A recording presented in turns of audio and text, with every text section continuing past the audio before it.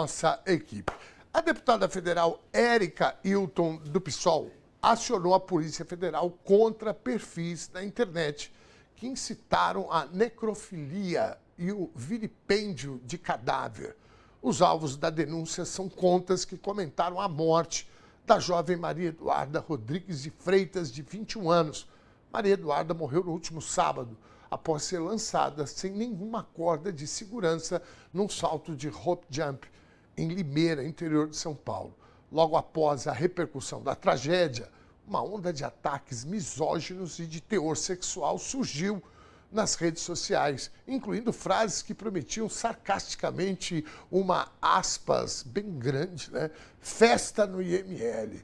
Nas redes sociais, a parlamentar classificou os comentários como tenebrosos e afirmou que a omissão das plataformas diante da misoginia e do crime digital exige a atuação da Polícia Federal. Sob comoção, o corpo de Maria Eduarda foi enterrado no domingo em Jandira, também interior de São Paulo, cidade onde a jovem morava. Gente, isso é uma das histórias mais bizarras e tristes. Ontem eu falei sobre isso. Parabéns para a deputada Érica Hilton pela iniciativa. É uma coisa... Ontem eu falei aqui que a coisa vai ficando pior. Primeiro, a tragédia em si, os rapazes lá que estavam trabalhando, que esqueceram de pôr a corda, parte deles já está na prisão, foi decretada a prisão preventiva. Aí logo depois veio o prefeito da cidade de Limeira, que eu me recuso a falar o nome desse cidadão, porque é isso que ele quer, saiu gritando que a culpa era do Lula. Me pareceu mais esses moços que andam aí bebendo detergente, que qualquer coisa que você fala, e o PT e o Lula, ou seja, você não tem condição de conversar com essas pessoas. Foi a postura do prefeito da cidade de Limeira. E depois, isso que a gente acabou de falar, gente, é inacreditável. As frases, eu não vou repetir aqui as frases, a gente falou uma delas aqui, mas tem frases muito pior do que essa que a gente passou aqui. Bom, para falar mais sobre esse caso, convido agora para participar do TVT News segunda edição, a advogada e professora de Direito Penal, Ana Carolina Moreira, ela que também é diretora da Associação Brasileira de Mulheres de Carreira Jurídica. Boa tarde, Ana Carolina. Eu acho que já está ficando repetitivo. Toda vez que eu te recebo aqui, eu peço desculpas pelo tema que a gente te convida, que é sempre essas aberrações. E essa talvez, Ana Carolina, eu queria que você me confirmasse isso. Talvez essa seja uma das piores pautas que a gente já te convidou aqui para participar. Por isso eu te agradeço demais a tua vinda. Muito boa tarde. Obrigada, Dom. Boa tarde a todas e todos. Dom, a vida de uma professora de direito penal e advogada criminalista não costuma tratar de coisas muito fáceis, Então, esses assuntos, na verdade, já são aí do nosso dia a dia profissional. Mas, de fato, esse é um caso aí que escapa aquilo que é uma normalidade, inclusive para quem já está acostumado com temas difíceis, Primeiro, uma tragédia, como ocorreu, a forma como esse crime ocorreu, as consequências desse crime, e depois de um fato tão lamentável, a gente ainda ter que lidar com manifestações dessa natureza em redes sociais. Dom, mais uma vez a gente volta aqui a falar sobre a necessidade de regulamentação dessa rede social. A gente está vendo cada vez mais as pessoas acharem que a internet, que as redes sociais são um território sem lei.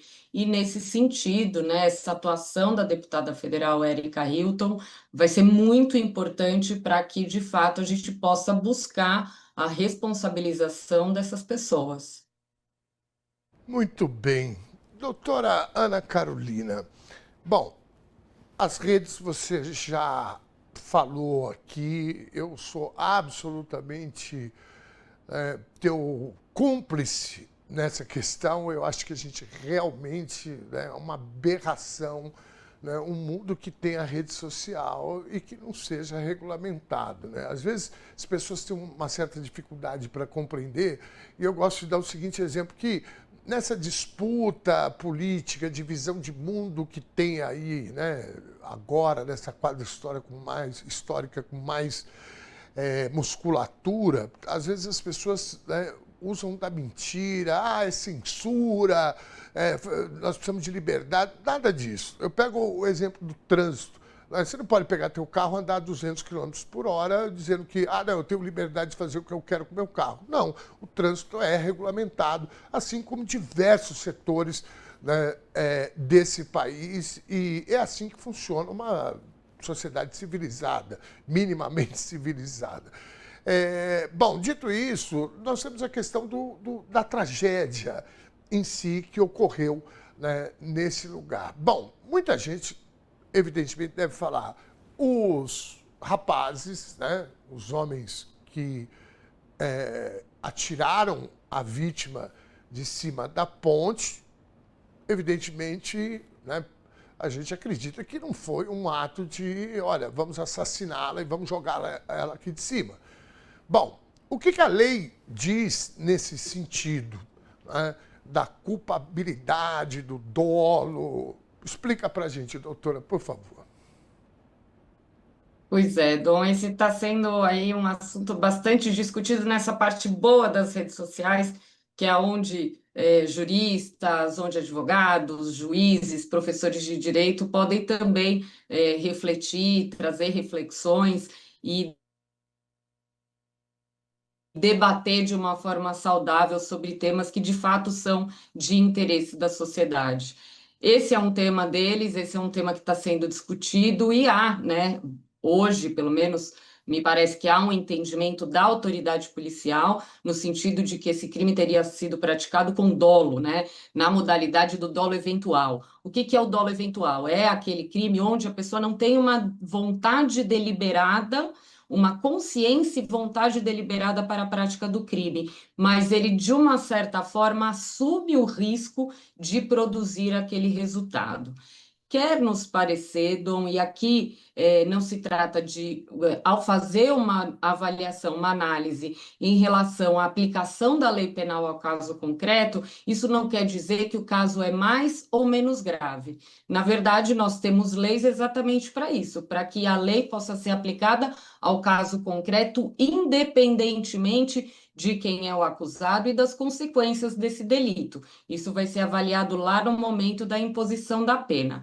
Mas quer nos parecer que esse fato, pelos elementos que estão aí, enfim, que são de domínio público e que a imprensa tem trazido, quer nos parecer que é ou que seria um crime cometido na modalidade culposa, né? Uma vez que, pelo que nos parece, não houve a assunção desse risco de produzir o resultado morte. Obviamente, existe investigação policial para isso, e vai ser na investigação policial, em eventual ação penal, que vai se definir qual é a forma, né, de punir esses autores desse crime. É inegável que houve um crime, é inegável que houve um resultado morte, que é um resultado muito danoso, que terminou com a vida de uma jovem, da Maria Eduarda, de 21 anos, mas o direito penal está aí para ser aplicado ao caso concreto, independentemente da comoção da sociedade. Muito bem. Doutora, eu queria que você nos desse, se for possível, um outro exemplo de crime eventual, de dolo. Qual foi o termo que você usou agora? Dolo eventual mesmo, né? É Isso, isso, dolo né? eventual. Você pode trazer algum exemplo para a gente? Outro dia eu vi um bem didático, que é uma mãe que está com a filha, né, e de repente a filha, né, sofre alguma coisa. É evidente que houve negligência da mãe, mas não, né, a vontade do homicídio, etc. Mas você poderia nos ilustrar um pouco o que seria o dolo eventual? Uma hipótese que o Ministério Público, aqui, pelo menos no estado de São Paulo, tem usado bastante, como se fosse dolo eventual, e também com o qual eu não concordo, é o caso de uma pessoa que dirige embriagada, né, e que provoca um acidente e que esse acidente acaba resultando ou numa lesão corporal grave ou no resultado morte. O Ministério Público do Estado de São Paulo utiliza o dolo eventual como forma de punir nessas hipóteses, porque ele entende que a partir do momento que uma pessoa dirige embriagada, né, com a legislação que nós já temos, com campanhas que nós já temos, com fiscalização que nós já temos, essa pessoa teria assumido o risco de produzir o resultado morte. Tá? Então, sempre que a gente vai pensar em dolo eventual, são hipóteses em que a pessoa, a partir da sua conduta, ela não vai agir com aquilo que nós chamamos de negligência, imprudência ou imperícia. Na verdade, ela vai agir aceitando o resultado danoso a partir daquele risco que ela mesma está gerando com a sua conduta. Eu espero que tenha ficado claro. A culpa consciente, né, que é exatamente aquilo que é o contrário do dolo eventual, é aquela culpa onde o agente sabe que existe o risco, mas ele acredita que aquele resultado danoso não vai acontecer. No dolo eventual, não. No dolo eventual é como se ele não estivesse ligando, tá? Pelo risco que ele está promovendo, ele não estivesse ligando com o eventual resultado que ele pode promover com a sua conduta. Muito bem. Se a gente for falar, doutora, sobre pena, para a gente fazer um exercício aqui, como são essas penas aí? Há uma diferença muito grande, né? O crime de homicídio culposo, ele tem uma pena que vai ali até 3 anos, enquanto o homicídio doloso é uma pena que começa em 6.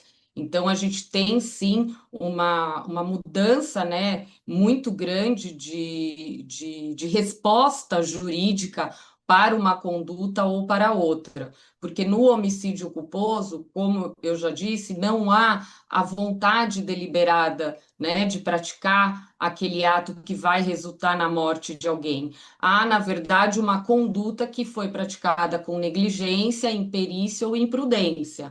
Então, por essa razão, o direito penal vai punir essa conduta de uma forma mais branda. Agora, no homicídio doloso, né, caso haja o entendimento de que esse crime foi praticado com dolo eventual, é uma pena que vai começar com 6 anos. Então, a gente vai ter uma pena aplicada, que podem ser aplicadas, inclusive, outras causas de aumento de pena, pode ser aplicada qualificadora, e essa pena pode chegar até 20, 30 anos.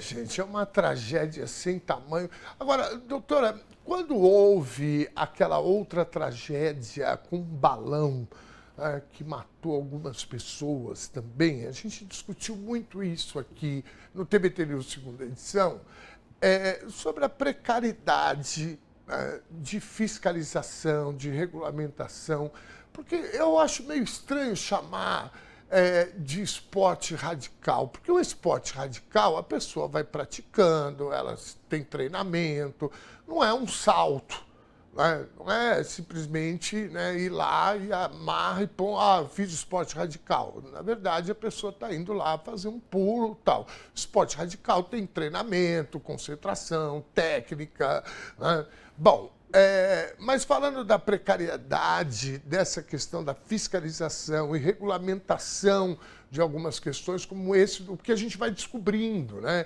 Eu mesmo andei de balão em Torres, a cidade do Rio Grande do Sul, aliás, uma cidade linda, que minha sogra mora lá, e eu, quando estava visitando, eu falei, eu vou dar uma volta nesse balão, e foi a coisa mais bonita do mundo. E anos depois acontece uma tragédia, eu falei, gente do céu, né? Assim, a gente às vezes embarca numas sem saber, né, se existe um controle, etc. Nesse caso, né, na ponte, lá na cidade de Limeira, também, né, a gente começou a acompanhar relatos na internet de muita gente, né, dizendo que já tinha pulado, que ou estava na fila ou ia pular outro dia, né, tem vídeo das pessoas. E agora a gente descobre que não existe nenhuma regulamentação, aliás, pelo contrário, é completamente clandestino. Aqui em São Paulo tem na Avenida Sumaré uma ponte que as pessoas pulam. Eu me lembro, eu morei no Sumaré nos anos 2000, início dos anos 2000, e eu me lembro que um dia uma pessoa caiu e morreu. Né? Isso já fazem quase 30 anos. E agora saiu, né, a notícia de que também é proibido. Bom, a minha pergunta é, cabe responsabilização para órgãos públicos? Do ponto de vista indenizatório, por exemplo, então, do ponto de vista aí de uma eventual indenização em relação ao evento morte, eu entendo que sim, né? Do ponto de vista criminal, a gente vai sempre punir a conduta de alguém, ainda que em coautoria é necessário haver ali uma participação efetiva na prática do crime. Me parece que criminalmente a gente não teria meios de responsabilizar o Estado ou os órgãos de fiscalização. Agora, do ponto de vista indenizatório, entendo que sim, que o Estado pode vir a responder exatamente pela ausência de fiscalização dessas práticas, até porque era uma prática que muitas pessoas conheciam, não era algo que era escondido, né? Existia, se não me engano, uma pessoa jurídica estabelecida, né, com nome e tudo mais, era reconhecido pela população, ou seja, me parece que caberia, sim, né, uma eventual indenização do Estado a essa família pela ausência de fiscalização. É claro que sempre que você vai praticar um esporte radical, como você disse, há um risco envolvido nisso, mas o risco envolvido precisa estar amparado nessa fiscalização necessária, precisa estar amparado no treinamento das pessoas que estão auxiliando na prática daquele esporte, né? O que esse fato demonstra que não houve absolutamente nada disso. Pessoas que muito provavelmente não estavam preparadas para desempenhar essa função tão importante que estavam desempenhando. Muito bem. Doutora Ana Carolina, para a gente encerrar, eu queria fazer só um comentário com você ainda no ar, porque a tragédia ela não é pior porque morreram 200 pessoas, ou uma pessoa, ou 10 pessoas. É uma tragédia, se você perder uma vida, já é uma tragédia, sobretudo nessas circunstâncias. Então, eu posso classificar como mais uma tragédia, como foi a Boate Kiss, por exemplo. E a gente acompanha até hoje o desenrolar, né, da culpabilidade das pessoas. Quem eram as pessoas, né, quem foram os culpados por aquilo. Está correto, doutora? Sim, sim, está correto, né? Nós temos a Boate Kiss, eu não sei há quantos anos, né, se iniciou o julgamento, mas é isso, nós não temos ainda hoje definição pela justiça em relação à determinação de culpa de quem quer que seja, mas nesse caso, quer me parecer, até por conta de uma complexidade probatória menor, me parece que esse caso não é pelo fato de ser apenas uma pessoa, enfim, mas me parece que há uma complexidade de prova menor, até porque a gravação do pulo, enfim, nós temos uma série de elementos probatórios que quer nos parecer que vão facilitar um pouco essas investigações, uma eventual ação penal, para que tomara nós tenhamos aí uma resposta rápida da justiça. Eu acredito que é isso que a família e a sociedade esperam nesse caso. E sem punir além do que a lei determina. Isso também é algo importante, é algo salutar e é algo que toda a sociedade precisa compreender que é necessário. Ninguém deve ser punido para além daquilo que a lei determina por conta, de um clamor social ou qualquer coisa que o valha. Muito bem, doutora Ana Carolina, muitíssimo obrigado pelo nosso bate-papo.